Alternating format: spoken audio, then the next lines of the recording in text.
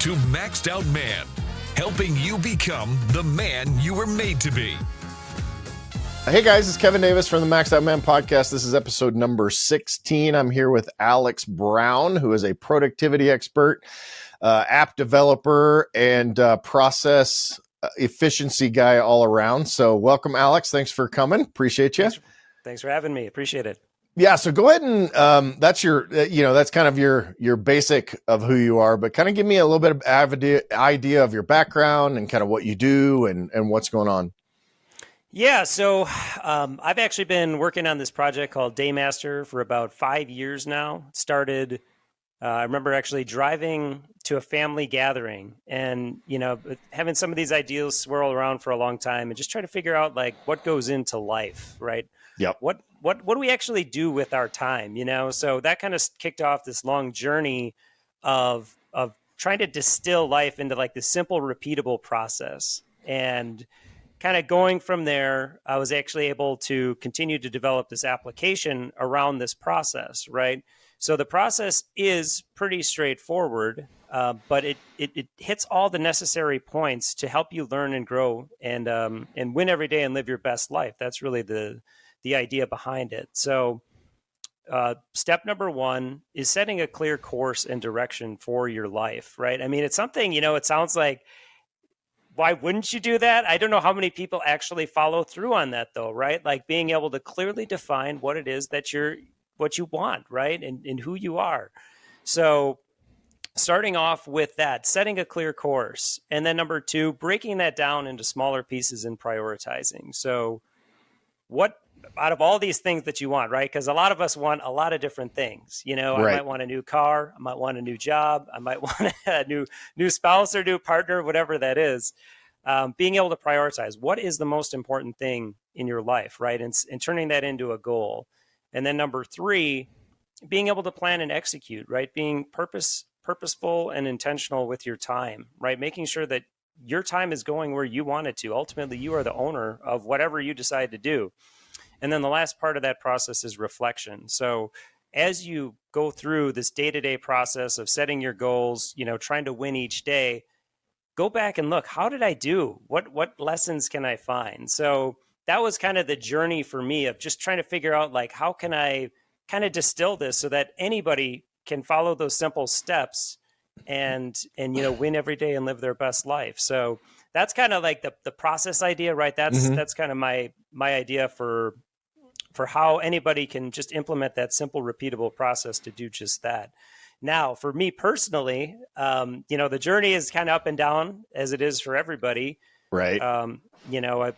I've gone through some difficult times, even trying to build this process. My wife struggled with some hard times and just trying to be there. I used my application to help kind of reflect on that journey. That was pretty rough, but we were able to get through the other side with that one. Or discovering my son had autism. That's another just really, that's a gut punch, Yeah. And just being able to try to find patience and find the lessons going through that. So yeah, it's been interesting. It's been fun. Practicing gratitude. I know, Kevin, that's something that you like to do, Yeah. And 100%. Yeah. So that's kind of just a high level overview of some of the things that I've gone through.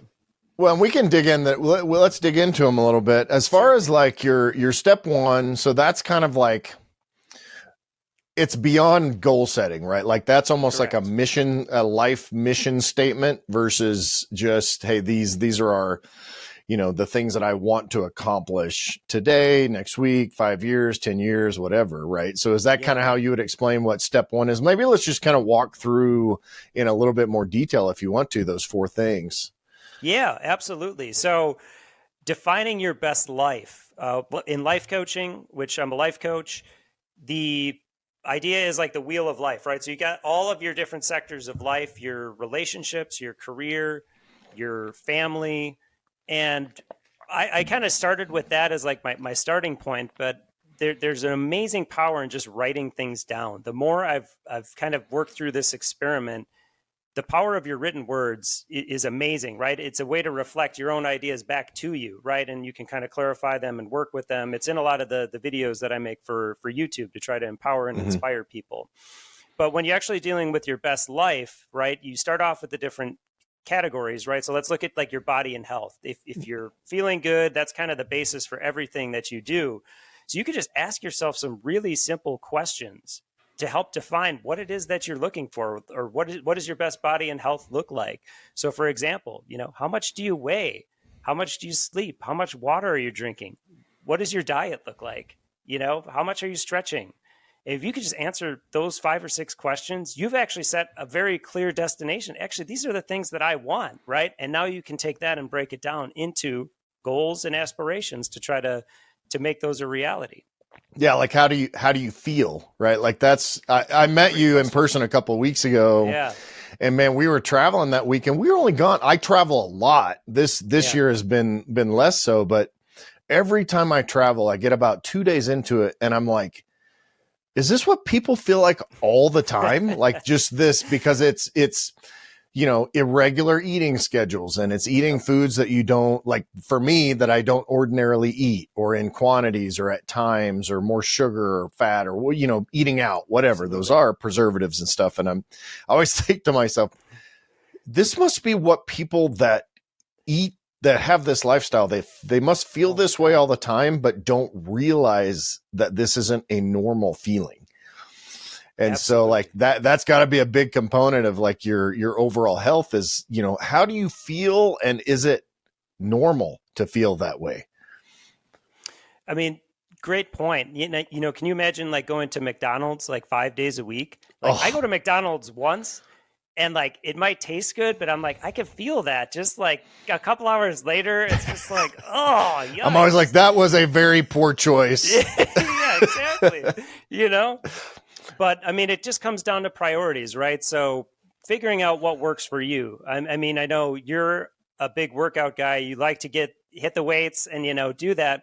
For other people, that might not be, their go-to, right? But finding, simple routines that work, right? Maybe it's just going and walking a mile. Like I did that the other day with my dog, and it's great exercise, clear the mind. Could be something that simple. So the dog needs it too, by the way. Yeah. He was very excited. I think he pooped 3 times along the way, which sucked. Nice. Well, as long as you didn't, we're probably good. So yeah, like I said, kind of going back to, it's just as simple as just asking those couple of questions. Another good one is like your career, right? How much money do you want to make? Where are you working? Who are you working with? What are you doing? If you can just answer those couple of questions, how many hours a week are you working, right? A lot of people don't even think about that. In my best life, I work 40 hours a week. I just wrote that down the other day because I'm like, that's kind of the sweet spot. I can get a lot done in 40 hours, but the more I work, it's going to take away from my family life, my social life, and a lot of the other things that keep me, happy and fulfilled. So.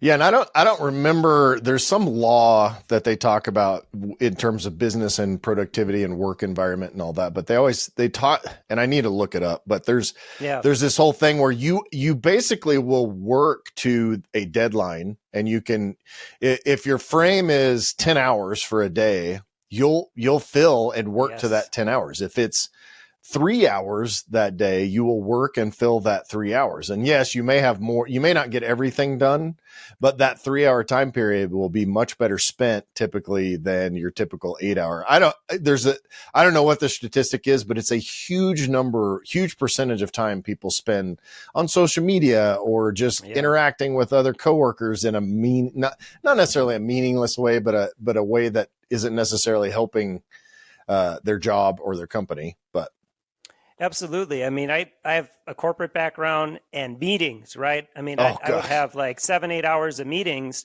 and your point exactly. If you schedule 30 minutes for a meeting or an hour for a meeting, you're going to fill that hour. Like whether you're just BSing or actually getting stuff done, like you're not being effective because it's like, oh, there's an hour allocated, right? I talk a lot about time boxing, right? Like allocating a specific amount of time for a specific activity.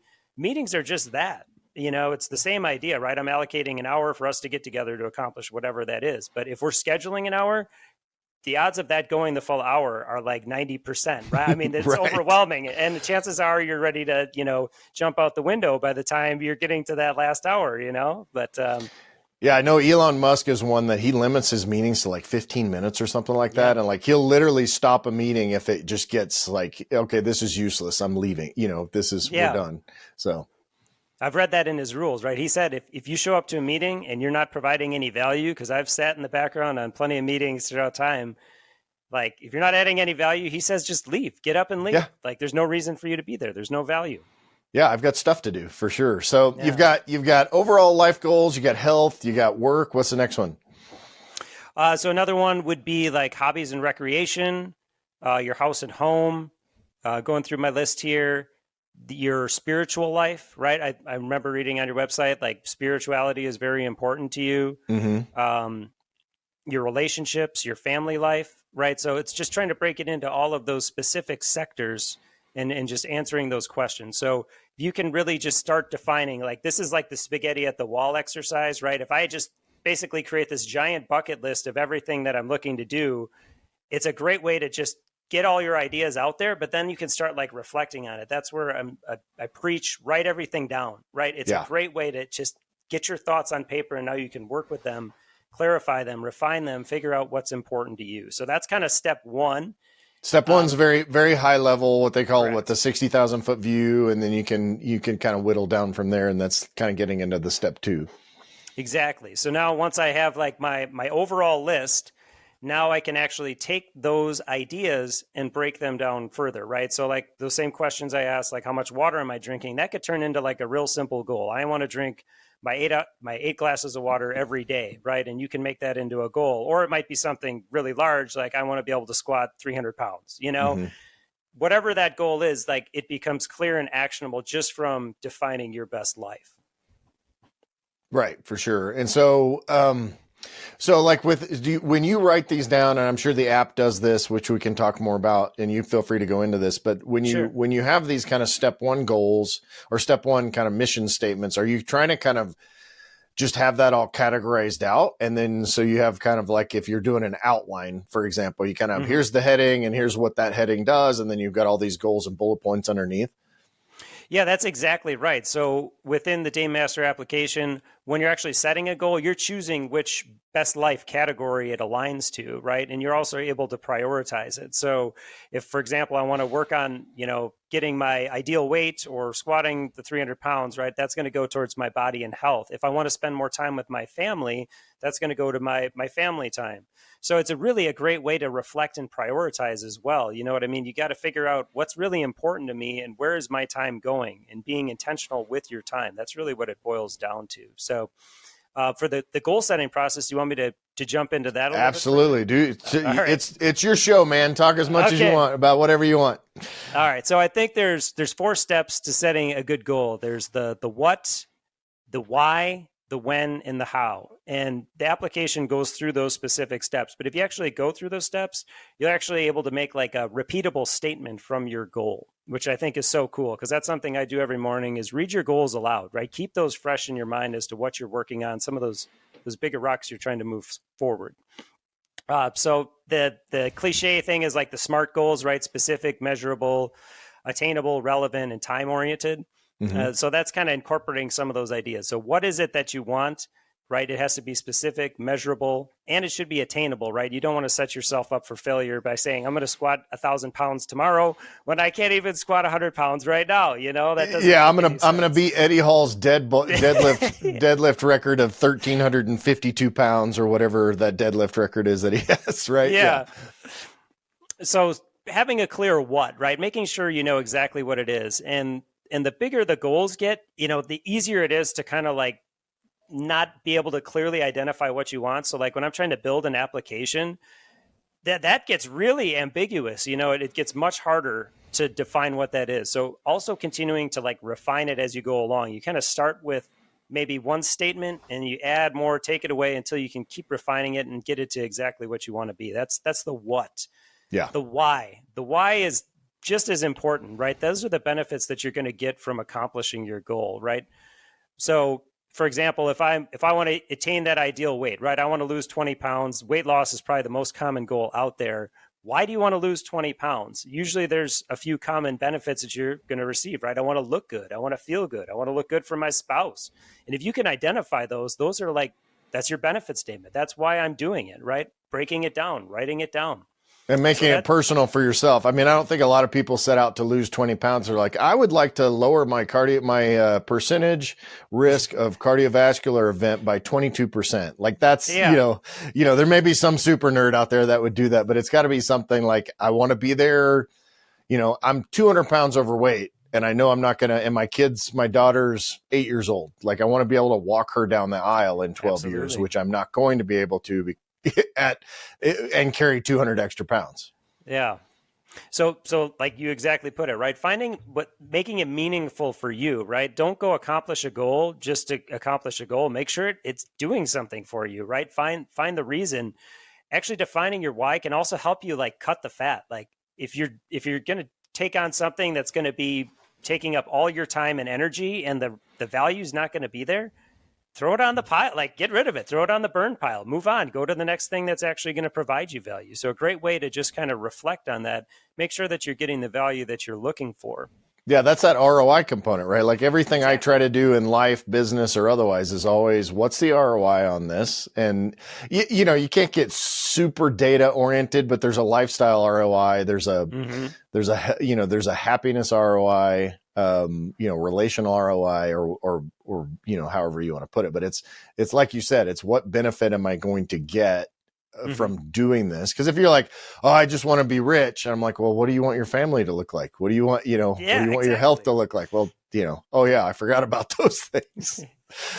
Well, and I mean, that's like such a great example because like burnout is a real thing. And how many people are just throwing 80-90% of their time and energy to work and business at the cost of everything else? You know what I mean? You might be a kick-ass business person, but if you don't know your family and like your home life sucks or your health sucks, I mean, is that a nice, fulfilling life? I mean, that doesn't sound like that to me. No, there was, I always try to ask that question when I meet someone that's successful, because especially if they're braggadocious about it, that I have this, I made 7 figures last year. Well, I'm like, well, okay. So, what, are you married? Well, no, I've been divorced 3 times. Well, do you have children? Yeah. Well, I do have 2 kids, but the last time I talked to them was 6 years ago. And I'm like, I'd gladly trade, one of those 7 figures for having an actual relationship that's fulfilling.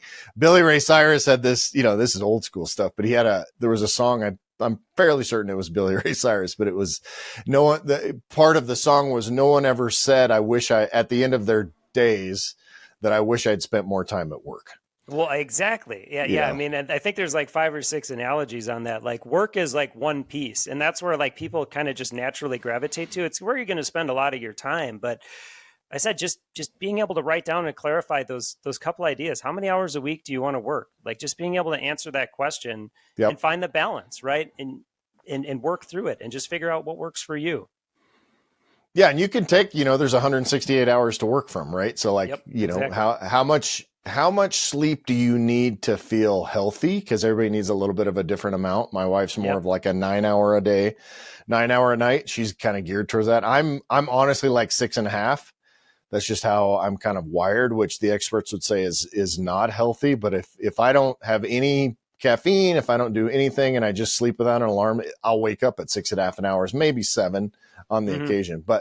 And then you can, break down from that, what is I know you're big on family dinners. And so you can, you take all those. And so if you kind of break that down, you can easily say this is an achievable number of hours to be at work and still attain some of the other things I need to do. Absolutely. And going back to like the sleep, like any routine, whatever it is you're targeting, it's all based around you, right? Like, so we all get caught up sometimes like, oh, this celebrity does this or this Elon Musk does that, I'm going to do that too. It really boils down to, are your routines providing value? Like you said, how much sleep do you need? For me, I'm always like 7.5, 8. Like that's where I'm functioning my best. If I don't get that, I can feel it. I'm not going to be quite as sharp. I'm going to be a little bit slower. But figure out what works for you. That's absolutely important. Yeah. So we're setting goals. You've gone through so you did the why, and is there a how? Why? Yep. And then you get to the when, right? So having that clear target date in mind or deadline, when do I want to accomplish this by? One of the things in the Daymaster app, you actually get a estimate, right? So how many hours do I think this is going to take? We were joking about this when we were talking a couple of weeks ago. Estimates always suck. We Yeah. always underestimate how long something will take. I do that all the time, right? I always project I can get more done than I actually can. But having that date creates urgency and accountability to be able to, strive to that, to try to fit your plan and make sure that you're able to fit everything in that time frame. And if anything, even if you have to move your date back, which isn't ideal, you're still moving forward. That's the key part. So having that clear when is absolutely important. And then the final part is the how. So this is where I think planning and having an idea of both the approach and then allocating the time are so critical. So for the approach, right, when we say, hey, I want to be able to lose 20 pounds, are you going to walk? Are you going to run? Are you going to swim? Are you going to diet? Are you going to do a combination of those things? So like kind of thinking through the strategy behind how you want to reach that goal. And then the critical part is actually allocating time to that goal. I'm a believer in time boxing. That's what the Daymaster application is all about. So when are you actually going to allocate the time to reach that goal, right? And that might be as simple as I'm going to walk for 1 hour a day for the, Monday, Wednesday, Friday for the next 4 months, right? And I think that'll fit into this kind of what, why, when formula. It might be I'm going to, lift weights 3 times a week. And if you can actually set that up either the day before or ideally the week before, you're actually setting yourself up for success and you're making your decisions in advance. Being able to just say, hey, I need to show up here at 5 and work out. That's what it boils down to. Now, there's no guarantee you'll be able to follow through on it at Tuesday at 5 if you had the most brutal day ever at work and, you got in a car accident or whatever else. Life happens. You can't avoid that. But just planning that decision in advance makes it so much easier to follow through on it. And the more you do that, the more you'll be able to be disciplined and actually follow through on that for everything that you want to do. Yeah. And developing those habits. Like I typically don't put my workouts in my calendar. However, they're in my internal calendar. So I get up every morning. I do pretty much the same routine every morning, and which you can find at morning.max.man.com. There's a little there's my little plug. But I kind of do the same routine every morning, and then I do cardio as part of that, and it's more kind of to get my mind going and get my body flowing and all that. There's not, it's pretty simple. But then I know at about 3:30, usually about 4 p.m. is when I go do a little bit more cardio, and then I hit weights. And I kind of just almost subconsciously engineer my workflow that afternoon that I'm kind of coming to an end at that time. But sometimes it's 4:30, it could be 5. Some nights it's 6:30. But I know at some point like that, even if that time shifts, then I know that that's a habit that I just do. I work out like 6 days a week. So it's just something that I do every single day. So having that in your calendar helps to develop those habits and continue to do that, not only for the 12 weeks you're setting that goal, but then kind of as a, for a lifetime, as a lifestyle.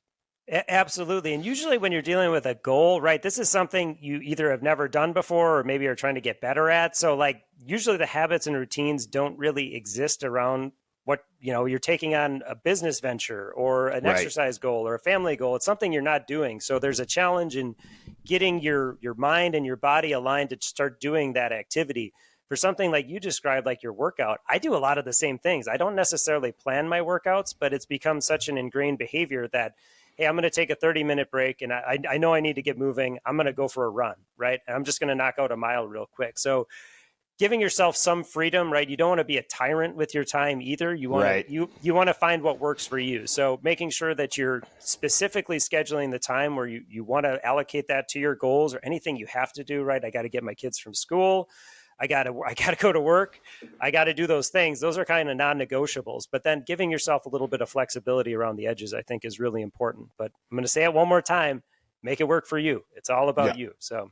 Yeah, and do your time boxing. Can you kind of can you go into a little bit, since we're in this little section about time boxing, how that works and kind of what you do there? Yeah, absolutely. So I think this kind of takes us into like step 3, right? So step 1, kind of setting that overall course.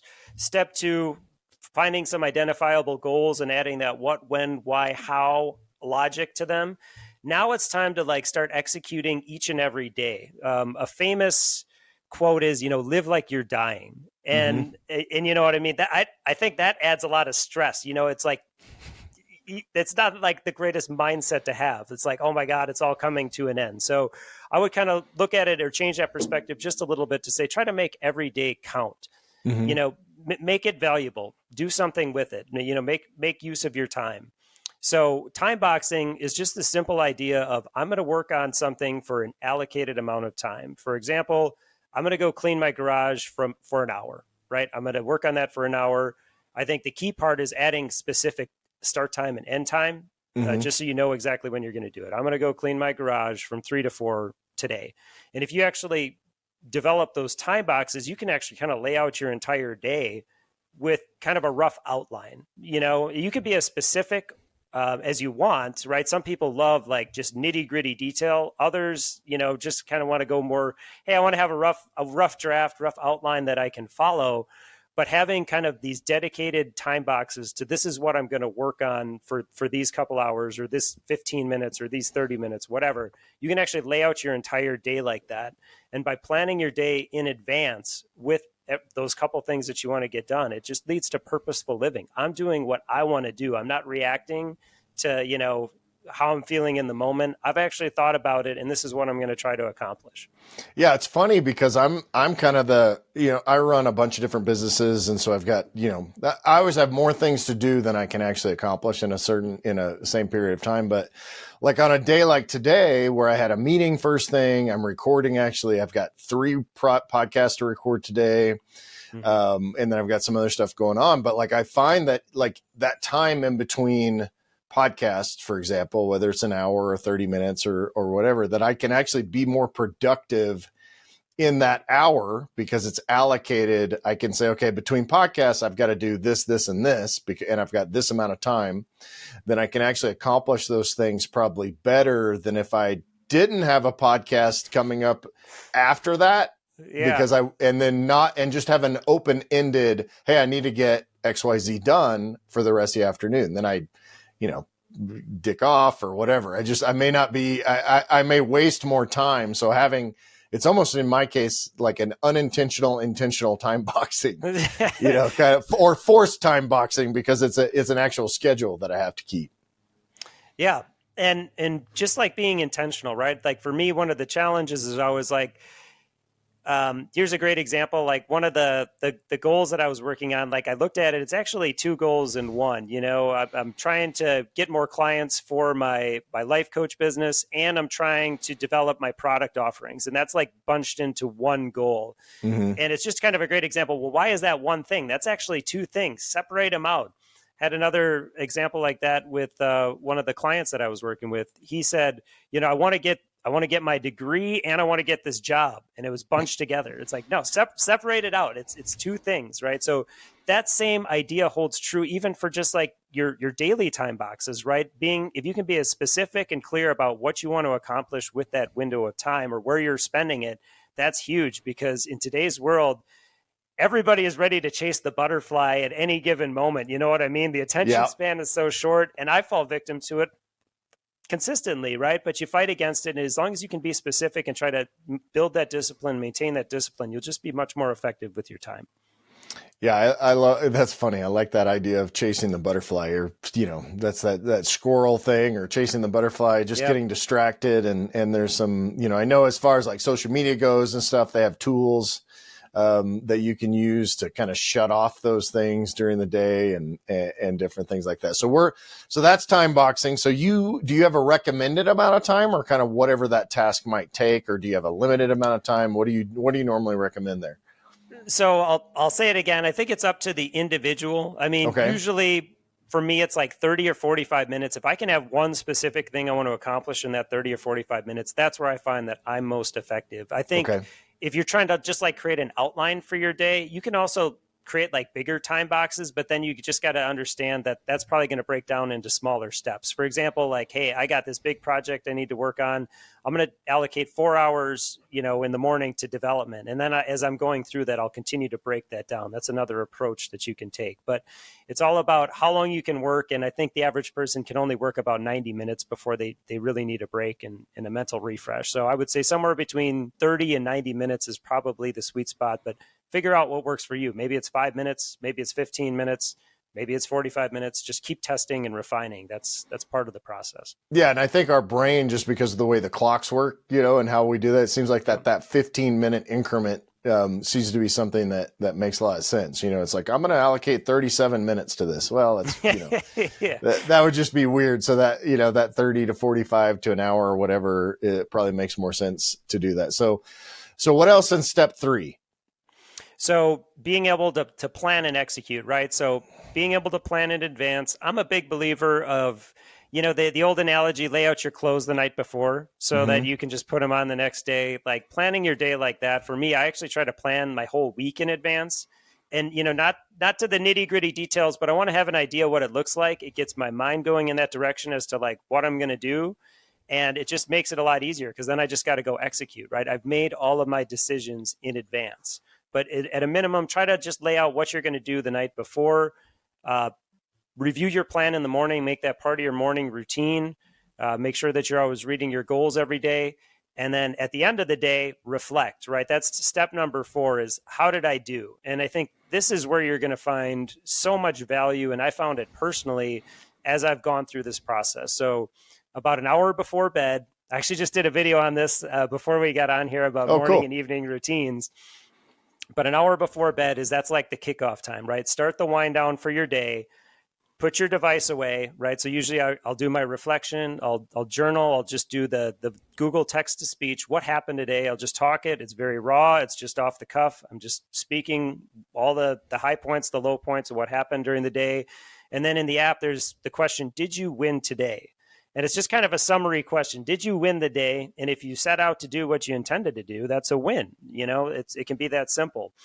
So having that reflection time at the end of the day, but then I think it's even more important to go further and reflect on your week and reflect on your month. And that's where you can really start to see trends forming and a lot of lessons forming too. Because I feel like for me personally, like it's like once maybe every week or two, it's like you kind of have that aha moment on whatever it is in life. Like, oh, I found this new part of my golf swing, or I found this new workout technique, or I found whatever. And it's like being able to identify those from your journals is absolutely huge. So being able to like teach yourself is really what it boils down to. You're just capturing a bunch of information, you're going and reviewing it, and you can find those lessons along the way, which is really, really cool.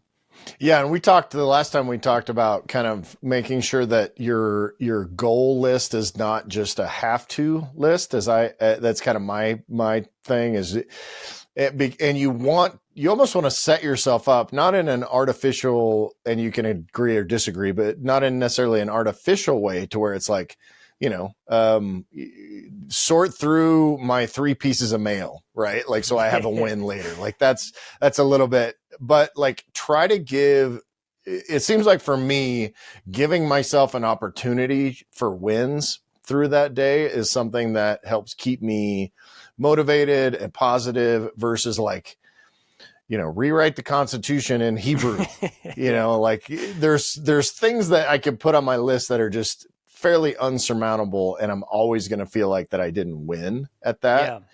And so when I do kind of my end of the day reflection, kind of looking back at that and really being in a mindset of gratitude, like we talked about, yes, and being able to be grateful for what you did accomplish and what you did win, right? Is that something that you think is pretty important?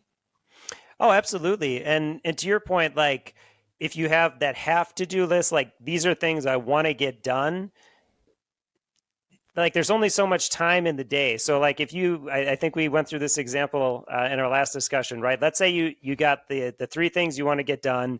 The first one is the most important, and you wanted to get that done by like 10 in the morning, and it ends up turning into this nightmare, and it takes 5 hours to get done.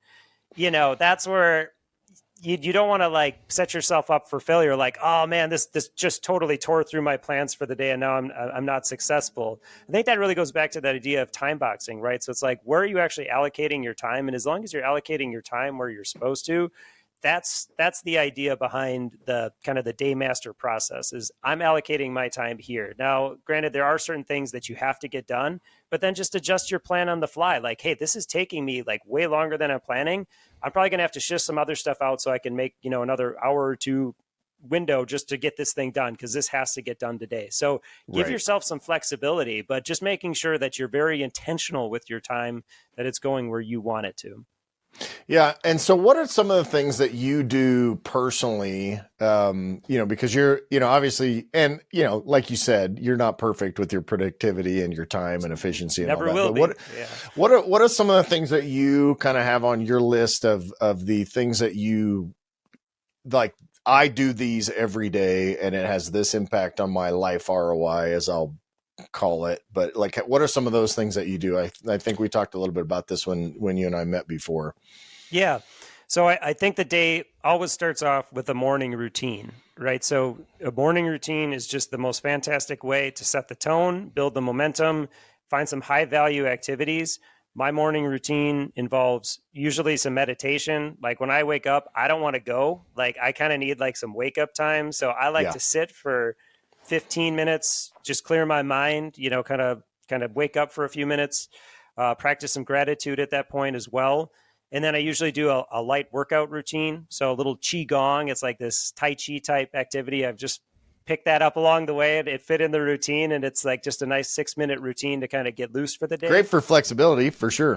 Yeah, absolutely. And then usually it's like 8 minutes of reading. So usually it's like maybe one chapter, if it's a short chapter, or a few pages of usually something inspirational. Right now I'm reading Dale Carnegie, How to Win Friends and Influence People. Fantastic book.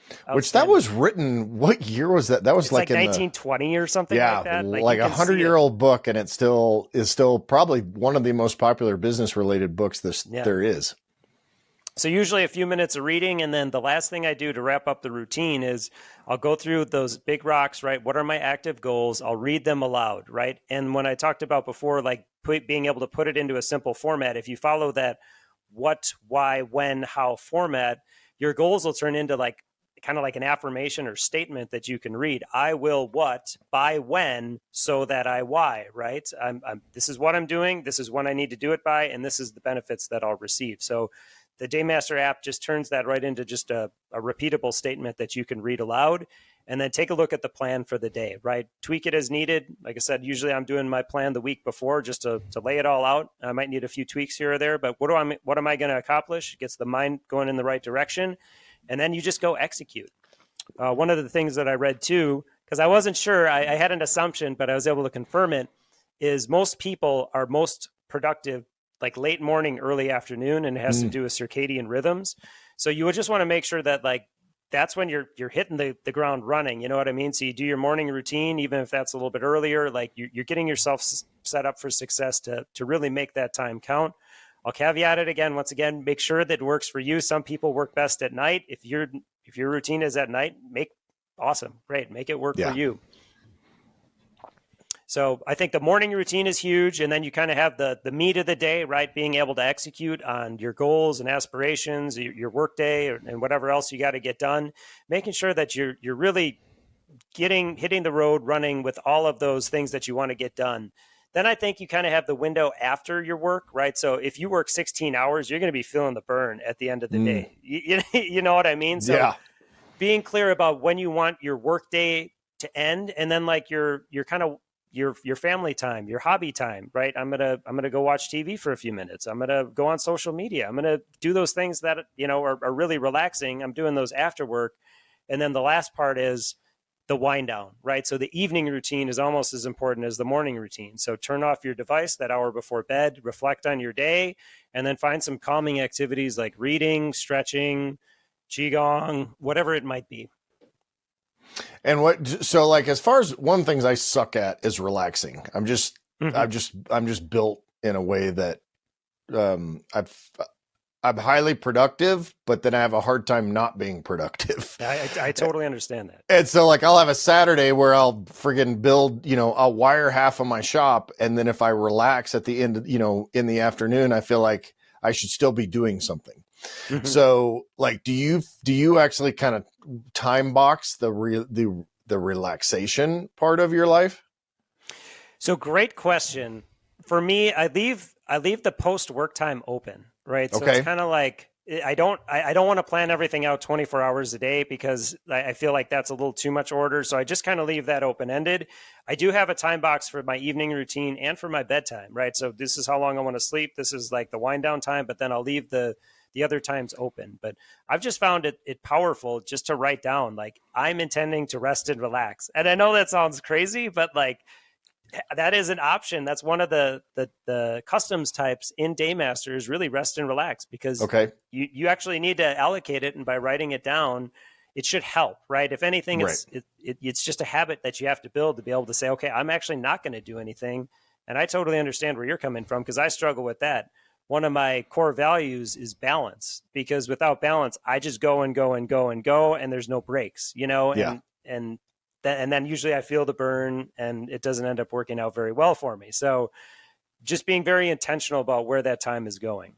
Yeah, and it's funny because people that are task oriented like us are, very driven and utilitarian. It's almost like if you put it on your schedule, even a little bit loosely, then it becomes like, hey, that's something that I quote unquote have to do, but it's actually relaxing. And so it's like this, you can almost trick your overworking type mind and desires a little bit to do that. And you're a family dinner guy, right? Is that something you? Yeah. And that's another thing, like being able to write that down. So usually I'm trying to have, one sit down with the family at least once a week, ideally 2 times. Put all the devices away, turn the TV off. Let's have some time together. My kids might complain about it, like, Dad, why do we have to do this? I'm playing a game or whatever. But yeah, making sure that you have that time. Just another thing that you can time box. I just can't stress that enough. That just writing something down as simple as I want to have family dinner at 4:45 to 5:15 on Monday is that simple, right? You do that and then you can follow through on it. You have your plan in place and you can just go execute. Yeah. So obviously it's funny because I think I do a lot of the things that you're suggesting already, but I don't do them as formally. I kind of wake up and drink water right away. And I have a little bit of, I basically say, thank you, little time of gratitude and kind of think through my day. And then I kind of do the rest of my routine. And I meditate when I do cold plunge. Yep. And, basically just to try to get through it because it sucks. But and then I use time when I'm doing the sauna and when I'm doing my cardio and all that for different productivity stuff or learning. So I kind of integrate that into some of my other things. But I definitely I think it'd probably be easier if I had an app. So I'll be looking forward to the release of this thing and getting on there and taking a look at that for sure. So I'd like to shift gears just a little bit. If Sure. anything else that you want to talk about as far as like the productivity and efficiency, just before we leave that, because I want to talk a little bit different stuff. Sure. So I think one more thing that's really, really important is kind of defining your best life, is defining who you are as well. So being able to define your mission statement, your core values, your beliefs, your rules, that's all incorporated into the Daymaster application. That same idea of just being able to write everything down so you can kind of work through that. It's just a great way to identify who you are and the approach that you're going to take to your life. So I found tremendous value in being able to write all those things down and just continue to work with them and refine them, right? The idea of like your best life or your character, like you're always evolving. You know what I mean? Once you hit one goalpost, there's always another one behind it. So it's kind of this idea of endless growth, right? I'm always going to, I set out to do what I accomplish. When I get there, I'm going to see a whole nother, another hill to climb right after that. So being able to just continue to do that process, right? The same thing over and over again. I feel like in the grand scheme of things, we're all here just for a cup of coffee. You know what I mean? With how fast life goes. You wake up, I was making a glass of tea before bed the other day and I'm like, Megan, which is my wife, like, when do we get these cups? She's like, that was 10 years ago already. And it's like, it's like those little stupid things that's like, oh my God, it has been 10 years. So really just understanding that time is your most valuable resource. So as long as you're being intentional with it, living purposefully, that's really the whole idea and purpose and the concept behind, how do I win every day? And it's just making sure my time is counting. And it looks different to different people. You decide what your priorities are, but well, and they'll change. They'll change over time, absolutely, right? Because yeah. I mean, you're quite a bit younger than I am, and I think my probably since I was your age, my priorities and goals and core value, not necessarily core values, but like the most important things to me at that time have changed probably 5 or 6 times. And so because I'm 50 now. And I'm sure they'll continue to adapt and change after that. I was just thinking about in terms of like, from a financial success standpoint, they always talk about having a budget, right? Like that's, you have to have, and Dave Ramsey's a big one that talks about this and, where you have, a specific line item budget for everything. Well, if you think of your time and your day and your life like that, you really, it makes the same sense. I would think because you're budgeting your time, and what's funny is that $1 million, over your lifetime or over however long it takes you to make that you've budgeted out is way less valuable than the million seconds or however many seconds you've had on Earth, right? Yeah, I mean, well said, right? I mean, like your time is your most valuable. Your time is your most valuable resource, and your actions always speak much louder than your words. So what you do with the time that you got is really what it boils down to at the end of the day. One of my favorite stories is Les Brown. He's like a motivational speaker. He's like, imagine you're on your deathbed and surrounding you are all these ideas that you had, the dreams that you never pursued. And that's something that just always resonated with me. Like, yeah, what if I get there and I'm just not happy? Like, what if there's regret? You can't ever go backwards. You can only go forward. So that's something that's like, okay, I know I need to, start getting more aggressive. I need to define what I want. And that's kind of kicked off the entire journey. But yeah, just being able to look back and kind of reflect on the whole thing too. I think that's like my long-term vision for the process and the application is if I can go back 20 years from now or 30 years from now and actually look at all the people that I've touched, all of the things that I accomplished, all the lessons that I've learned. I mean, I think that's going to be huge. And even if you could give that, like, hey, here's me, like, this is my life. And you can give that to your family or your relatives. Like, you want to know who I was? I have it all written down. Yeah. Let me, do you want that in an Excel format or CSV or PDF? Which format would you like that in? Yeah, exactly. But I mean, it's kind of a crazy idea, but something that I've thought about too, as you kind of project out, seeing where that might end up going. Yeah. And I mean, I think it speaks to our culture too, because like, if you think about, in one of my social media bios, it literally starts with, I'm living my bucket list. Yeah. And, it's funny because we've just kind of, since about 2008, we adopted this say yes to life kind of a mentality. So in 2008, we pulled my kids out of school. They were in 5th and 6th grade. I think maybe 4th and 5th, somewhere in that age group. Pulled them out of school, talked to their teachers. They were in public school at that time. We actually homeschooled them not long after that. But, and we did a 34 state trip in our camper. So we actually took 100 days. We did 12,000 miles on the road, and did 34 states. Took them all, we're in Montana. We went to Seattle, down to Northern California because we'd already been in Southern California a bunch, all the way to Orlando, spent some time at Disney World, all the way up to Maine, and then kind of worked our way back. And so that kind of started this, say yes to life kind of thing. And so another example, we have an opportunity that we were asked if we wanted to go on a trip to the Arctic, which is, and basically go drive around Alaska overlanding for 3.5 weeks. And, we were like, yeah, like we said yes, and we didn't even know how it was going to happen, what it was going to cost, what we needed to do to prepare. And, it's been a real blessing because basically it's an amazing trip that's planned. We're going in into July. Into August. So we're doing that. But the point of that is like, I've gotten now at 50, I've checked off so many things that I've wanted to do as my quote unquote bucket list. I have to write new bucket lists. Yes. Like, and that to me is like what living in life should be all about, is really not just wishing for things to happen in your life, but to say yes enough that you can make things happen. And I mean, and I acknowledge that, you know, some people are in a situation where they get 2 weeks a year of vacation, you know, or only, you know, which you can work within that framework. I'm fortunate to be self-employed and can take 3.5 weeks and go do content and still make money and, you know, still sell stuff while I'm gone and all of those kind of things. But within whatever context you have, you know, we've wanted to do marathons. So we did marathons. I want to learn how to fly.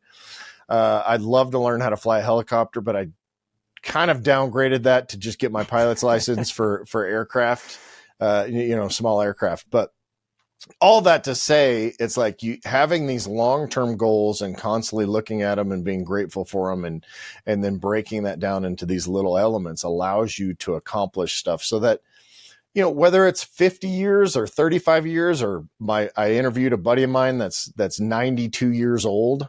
Yeah. And still every day doing new things, totally active, not just sitting around waiting to die. He's like, I'm pretty sure this guy will outlive me, even though he's 92 and I'm 50. But no matter how much time you have, right, I think the point is kind of making the most of that time. I mean, I think you hit the nail on the head, and you said it so awesome, but right, like just always moving the goalposts forward, and a lot of the times it's just realizing that it's just as simple as a decision. Like, I not only am I thinking about it, I'm just going to go do that, right? I'm gonna chase my business dream, right? Like that's a decision I made. I'm going to leave my job and I'm just going to go do it, and it's just that's what it boiled down to, is just that one decision. So one decision can change your life, and then it goes all the way out to, like you said, your best life, your bucket list. It's essentially the same idea. That's going to evolve over time, and you're always moving towards something. You're always moving forward. You're always living intentionally and proactively. That's what it boils down to. A great story to the opposite of that man you just talked about. I used to work at a bank when I was younger, so we'd have like a lot of retirees come in, and I'm like, oh, it's a beautiful day. What are you going to do today? And it's like this old woman says, I'm just going to sit inside. You know, it's like, really? Like, come on, Yep. It's like 70. We only get so many of those days in Wisconsin. I'm just going to go sit inside. So that's the opposite of, intentional living, making the most of your time, making sure it's going where you want it to, and figuring it out that you do own it. You can make whatever you want happen as long as you can plan it out, think about it, write it down, just execute some real simple steps. Yeah, and stay fit, right? Stay fit, stay healthy, absolutely. so you can enjoy that time. I do have people in my life that are like that woman that you're describing, which is like I've never said this to them, but I think it to myself in my judgmental way, which is what is even the point? You're like in your 70s, you don't do anything. You don't, it's like, I hate travel. I hate going outside. I hate this. I'm like, and you're literally sitting around miserable waiting to die. And then in the meantime, I'm out working in my yard and I can hear my 92-year-old neighbor who lives he lives right behind me. He's out cutting firewood for the winter. He's cutting, 60-foot logs with his chainsaw and then making, multiple cords of wood out of it, stacking it himself and all that. And I'm like, that's it right there. Like that's the goal, is to live. I have good genetics. My grandmother lived to be 104 and her mom lived to be 102. And wow. So the assumption is that I'm going to live a long time just from my genetics. I'm fairly healthy, but I joke and say, I'm going to die by something falling on me or by me doing something stupid, because, I tend to be a guy that way and just do dumb things that are too risky, but that's okay with me. Like I'm pragmatic about it because I know that if that happens, no one can say about my life that, he really didn't do much, right? Like that's that's not going to be able to be so having, I think a big thing about what you're building and about what you're teaching and life coursing or, life coaching is to really be deliberate with your in living. Right. Yeah. And I think that's super important. Yeah. And that's where I said, just trying to break it down into a simple, repeatable process. Who are you? What do you want out of those things that you want? What are your goals? Prioritize what's number one, and then go work every day and make sure you're allocating 5 or 10 or 15 minutes or an hour or whatever it is to try to make that thing a reality, and then reflect and see how you did. And if you just keep doing that day after day after day, you're going to find the lessons along the way. You're going to reach those goals. They might take a little longer than you're planning on it, but that is really the vehicle to learning and growth, and just having that real intentional living. So making the most of your time, right? That's really what it is. And being able to move, like I kind of do everything expecting to fail. So that's, and I expect wins at the same time, but I mean, not expecting to fail like I'm a loser and I can't do anything, but being ready to adjust and to adapt. Yeah. Like for you and your, everything that you teach in the app, I'm sure that, if you need to go back and modify a goal or update the goal or change the goal, that's not a hard thing to do, right? Just like in life. Yeah. And I mean, that goes back to like the reflection, right? Like you're not always going to be successful. Some of the things that you're going to try are not going to work out, but then you just go back to the list and you say, hey, I tried this. It didn't work out. I'm just going to go to the next thing, and yep. It doesn't change. You just go take that same approach and you just keep executing that. Right. And a lot of this, right, this is all very introspective. Like for me, that I'm a very introspective person. It's taught me a whole lot. And I feel like now I'm able to share a lot of these concepts and ideas that I've worked through, but also, making the most of the time for others too, just making sure that, as a dad, like I caught myself the other day, like, you yell at your kids sometimes, like, why are you fighting with me? Why are you doing this? And just being aware, even when you're dealing with others, whether it's at work or your kids or your spouse, just trying to be aware and making sure that you're leaving a good imprint on them as well, right? That, hey, I got to get everything done. Shut up and leave me alone because I got my time boxes and everything else. Right. Like there's much more to it than that. So that aspect of, working through it with your family, teaching your kids, sharing the lessons with the others, learning and growing with your family, with your friends, with your coworkers, right? That's a huge part of it too. Yeah, that's an interesting point. And I think a good clarification is that with so much of the goal setting and being driven and time boxing and everything, it's easy to think of that in terms of the utility side of it. And missing that what it really does is just like a budget, right? Like they talk about by having a restrictive quote unquote budget opens up freedom that most people don't realize that they can have. Yeah. Because if, for example, if you've budgeted, $100 for whatever during the month for entertainment, right? And you want to go out and eat and that helps you choose, but you have that freedom to spend that money because it's already allocated and in that. And then with your, with the time situation, it's a similar thing. Like you've opened up and reserved these times to live parts of your life in a prioritized way that really can make a huge difference in the freedom that you have in your life. But I love the holistic approach of it because it opens up that freedom. And it's not just let's get it, you didn't name the app Get Shit Done. Right? Yeah. Like that's not that's not the point of the whole thing. It's a holistic life. It's a tool for a better life, I think. Yeah. And that's the tagline is win every day and live your best life. And that's really what it boils down to is being intentional with your time and making sure that it's working for you. I said that 5 times, like do what works for you. With you being so successful in business and having so much success there, like it's going to look totally different for somebody else. Somebody else might have, a lot of comfort going to the 9 to 5. Like that's where they excel. That's what they're meant to do. So there's absolutely nothing wrong with that. If that's where you feel like you belong and that's where you're adding value and that's where you're finding value, enjoy it, make it, make the most of what you can. And when I was at my corporate job, that's what I did, set out the 3 things I'm going to accomplish today. And one of the coolest things that ever happened to me was when I actually left that job, which I was there for about 11 years. Oh, wow. They had this meeting that was like, everybody across like the entire department's like, oh, you touched my life in one way or another. And I'm like, what? Like, when did that happen? I don't remember that happening, but like just that, some guy messaged me even during that meeting. He's like, the social currency you built up here is amazing. And I'm just like, I didn't even know I had this impact, It's just crazy. So like having moments like that will just help you kind of reflect and say, wow, like maybe this is, this was a good spot for me for that time, but now I'm ready to tackle the next thing. Yeah. So if you're at the corporate job, people pick up on that, make other people's lives easier, make your boss's life easier, right? And enjoy it. If that's where you want to be, go do it to the best. But if it's not where you want to be, find out where you need to be then and pivot and change course. Yeah, there's kind of a false altruism out in the world where it's like, make a better place, make the world a better place, and kumbaya and all that kind of stuff. But it's really a matter of making the people that you encounter make their lives just a little bit better than it could be if they hadn't encountered you, right? And I'm not very good at this. I tend to be kind of people can be an obstacle to me, so I have to work. I have to work on that quite a bit to not see people that way. And honestly, this podcast thing has been super good for me for that, because it's allowed me to interact with people that I would ordinarily never interact with.